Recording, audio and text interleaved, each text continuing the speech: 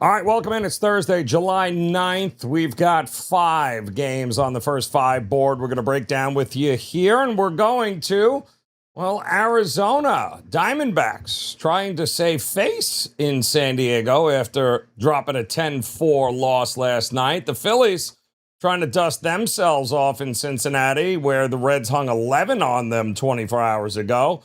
Bryce Miller taking the ball in Miami against the Marlins team that has now won 5 in a row. Plus, the Angels trying to keep that 13-run outburst alive and well in Arlington, while the Brewers looking to keep control of that series in St. Louis. Hey, it's Joe Raineri, WagerTalk.com.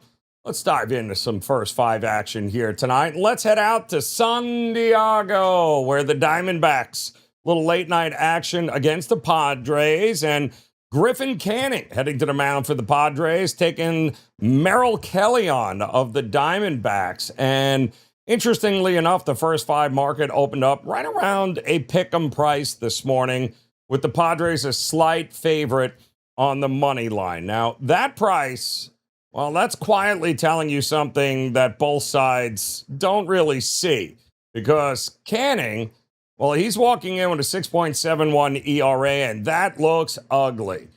But the underlying numbers say, well, he's actually pitching a little bit more like a low to mid 4s kind of arm. Bad, sure, but nowhere near what the top line ERA says. And the ERA is actually making him look worse than he actually is. He's gone back-to-back games now versus the Cubs and the Dodgers. He's only given up a total of 3 earned runs in those games. Now, Merrill Kelly, well, he's the flip side of that same coin. 5.71 ERA, yeah, already looks horrific. And the numbers underneath, yeah, they solidify that. It's horrific. And actually, it's even worse than that. He's getting squared up. He's walking guys. He's got no real bat missing potential to lean on. When an ERA that ugly still makes the guy look better than he is, that's a fade here, guys. And when we look at the offenses, listen, over the last couple of weeks, the Padres have been the better lineup against right-handed pitching. Top 10, in fact. Campusano, Machado, Andujar all have been swinging hot bats. And over the last week, they've been putting up over 4 runs a game. And they just hung a 10 spot on Arizona last night. While the Diamondbacks, well, they've been near the bottom of the league against righties over the last couple of weeks. And their bats, they've been quiet all week. Just under 4 runs a game. And that, by the way, includes the 8-0 game they won versus the Padres on Tuesday.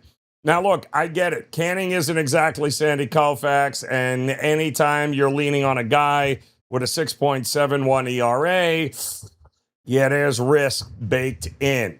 But the 2 things I know are this. The Padres are the better lineup right now, and Merrill Kelly is a bigger problem for Arizona than Canning is for the Padres.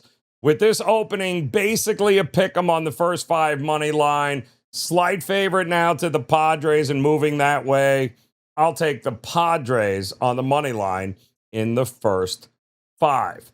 All right, we're going to head now to Cincinnati, and Jesus Luzardo is taking the ball for Philadelphia. Brady Singer for the Reds. And the first 5 market opened up with Luzardo as a heavy favorite, around -170, and that is a pretty big price. And when I look at what's actually going on with these 2 lineups, it's actually a number I don't want to touch. Now, Luzardo's been legit, don't get me wrong.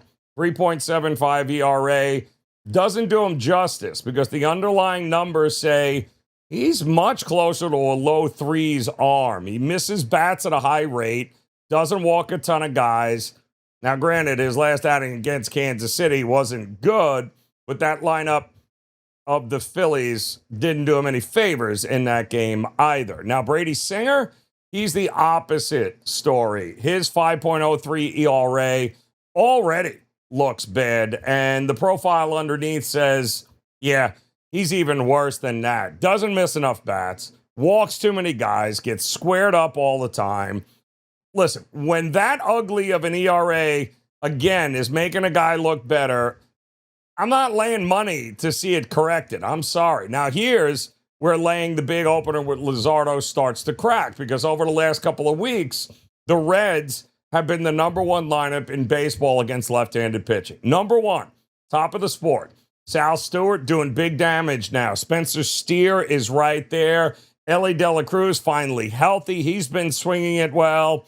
Over the last week, Cincinnati has been putting up over 4.5 runs a game, and they just hung 11 on Philly yesterday.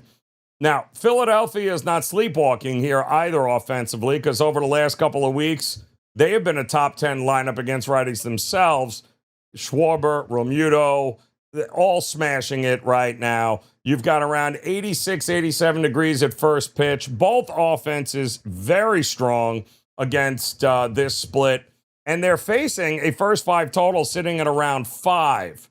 To me, that's where the value is. I don't want to lay $170 on Luzardo when the Reds have been the toughest team in Major League Baseball for lefties to navigate. I think the over 5 in the first 5 is much closer to where I want to be.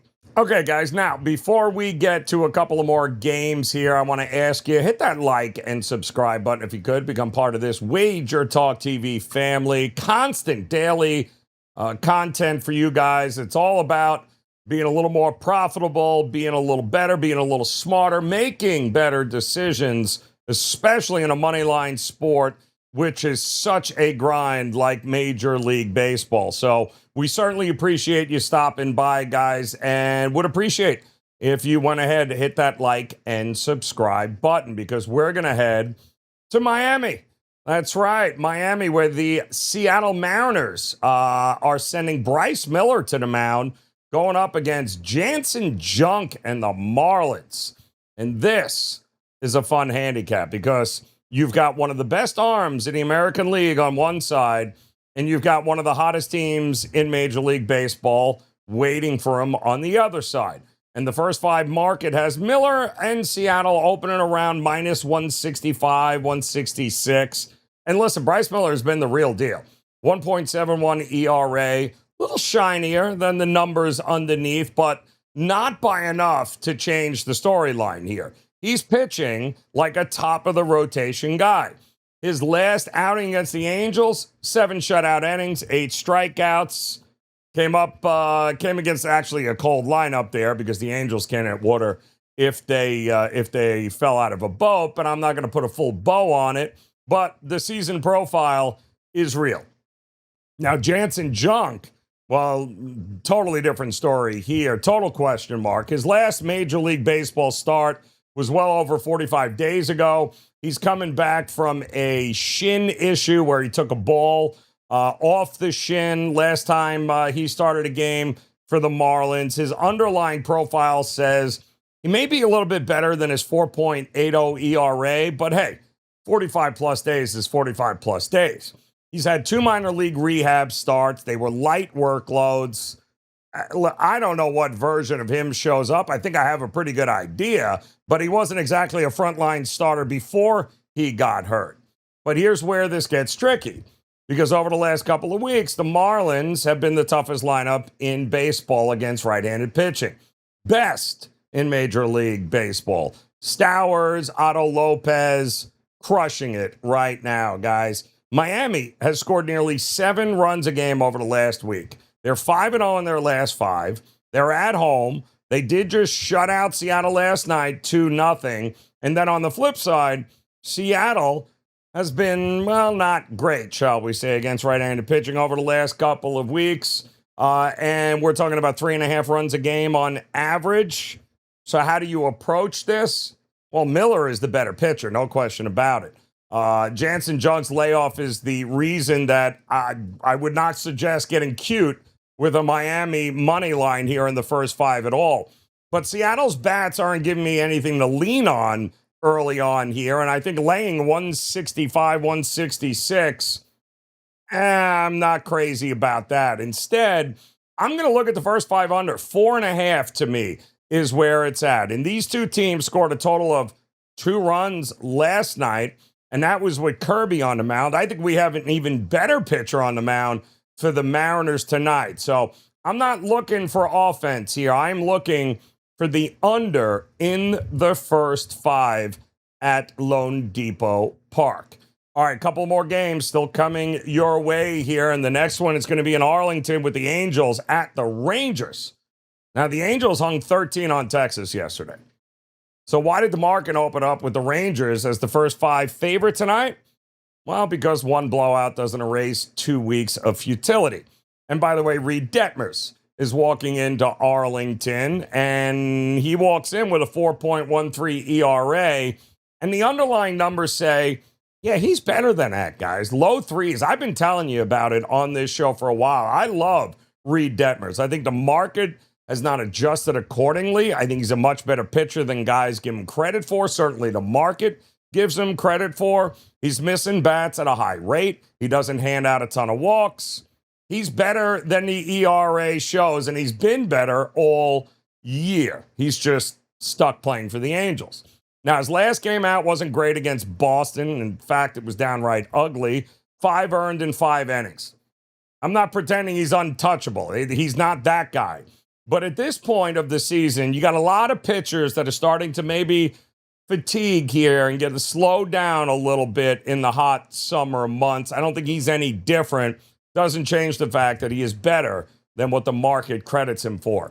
And Nathan Eovaldi taking the ball for Texas. He's on the other side of that, 4.02 ERA, and the numbers behind him, well, they match what he is. He's a mid-rotation arm at this point in his career. He can get a lot of strikeouts if he doesn't beat himself, that is, or walk a ton of guys. But I think what you see is what you get with Eovaldi.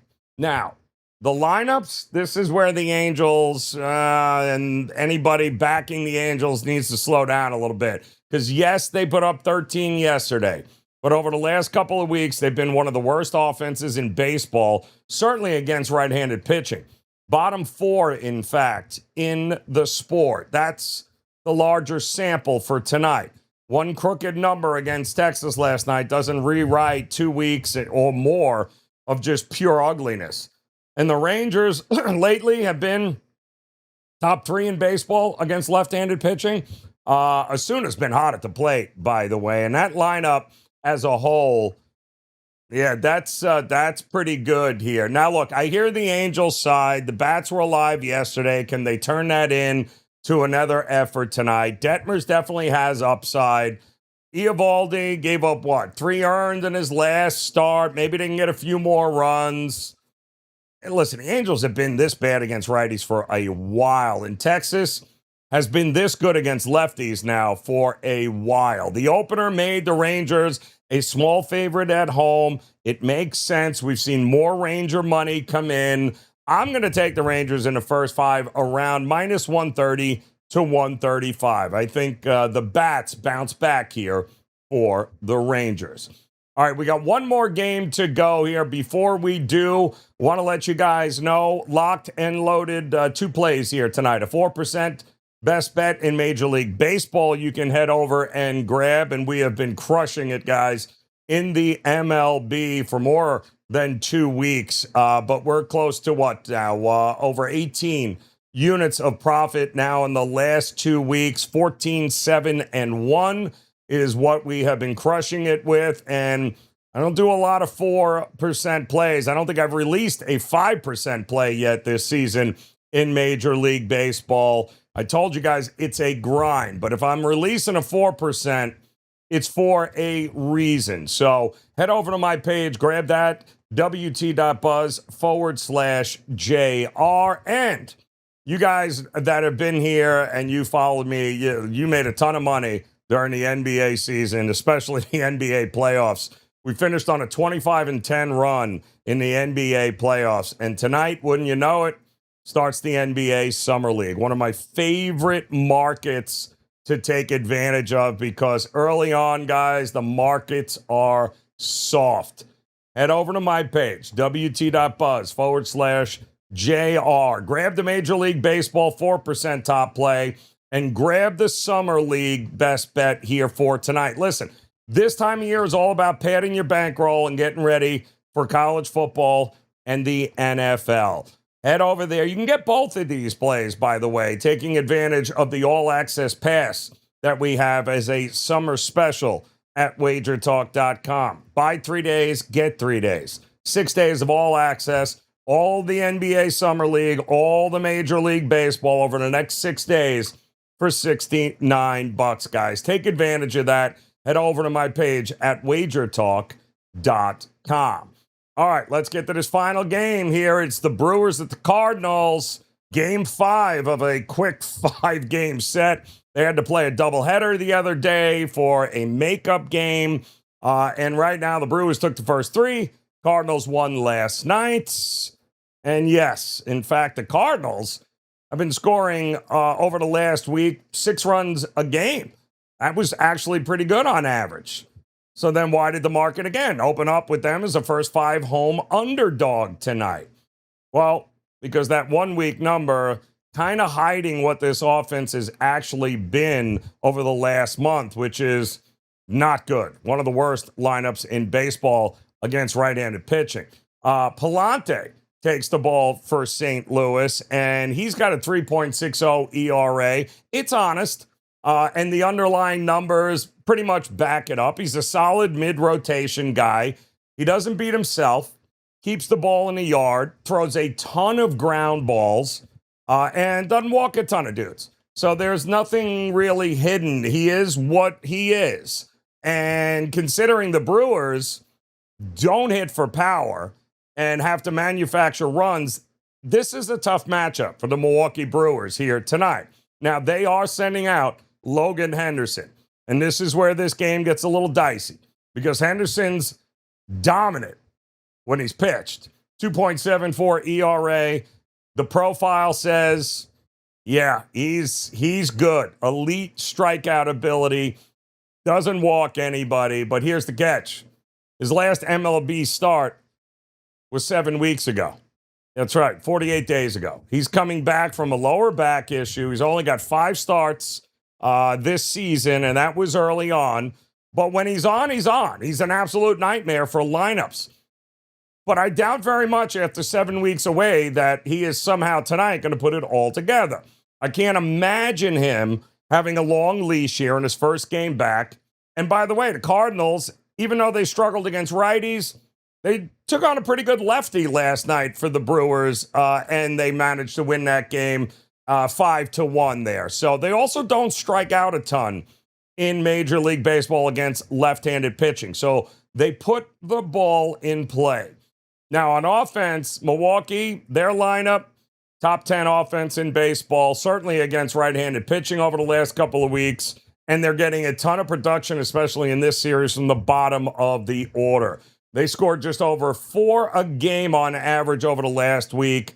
They've got a good opportunity here to put some balls in play and make the Cardinals do it. But again, they're not going to hit for power. Busch Stadium suppresses home runs like no other ballpark in Major League Baseball. And I think the Cardinals can get to Henderson here because I don't think, he's going any more than 4 innings here. I think the Cardinals are going to make him work here a little bit. I would not count on him being his dominant self. This is a rivalry game. And yeah, I think very much so that early on in this one, I'm not backing a guy since May who hasn't pitched since May 22nd. The layoff is real. I think there could be some first inning command issues. And against this lineup, that can put the Brewers in an early run deficit. And let's be reasonable. No power in this lineup for Milwaukee. I think the Cardinals can get to the Brewers early here. And at plus money, I want the home dog in this one here. You want to take the half a run? Take a look at that as well for the Cardinals. But I think the Cardinals are alive here tonight in the first 5.